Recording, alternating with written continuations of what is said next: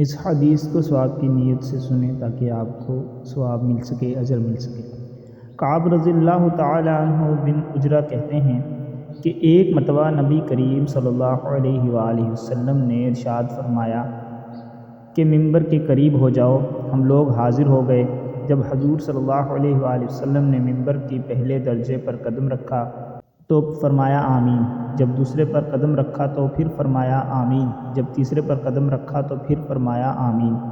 جب آپ خطبے سے فارغ ہو کر نیچے اترے تو ہم نے عرض کیا کہ ہم نے آج آپ سے ممبر پر چڑھتے ہوئے ایک بات سنی جو پہلے کبھی نہیں سنی تھی۔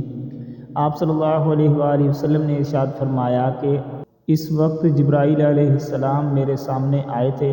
جب پہلے درجہ پر میں نے قدم رکھا تو انہوں نے کہا کہ ہلاک ہو جائے وہ شخص جس نے رمضان کا مبارک مہینہ پایا پھر بھی اس کی مغفرت نہ ہوئی۔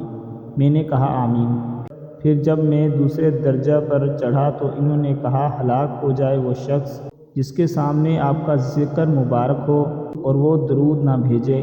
میں نے کہا آمین۔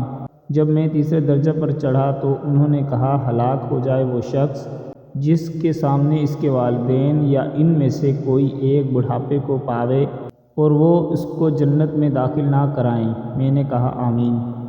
فائدے میں لکھتے ہیں اس حدیث میں حضرت جبرائیل علیہ السلام نے 3 بددعائیں دی ہیں اور حضور اقدس صلی اللہ علیہ وآلہ وسلم نے ان تینوں پر آمین فرمائی۔ اول تو حضرت جبرائیل علیہ السلام جیسے مقرب فرشتے کی بددعا ہی کیا کم تھی، اور پھر حضور اقدس صلی اللہ علیہ وآلہ وسلم کی آمین نے تو جتنی سخت بددعا بنا دی وہ ظاہر ہے۔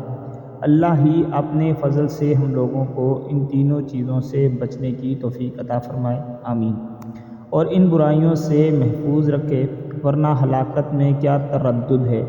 در منصور کے بعض روایات سے معلوم ہوتا ہے کہ خود حضرت جبرائیل علیہ السلام نے حضور صلی اللہ علیہ وآلہ وسلم سے کہا کہ آمین کہو، تو حضور صلی اللہ علیہ وآلہ وسلم نے فرمایا آمین۔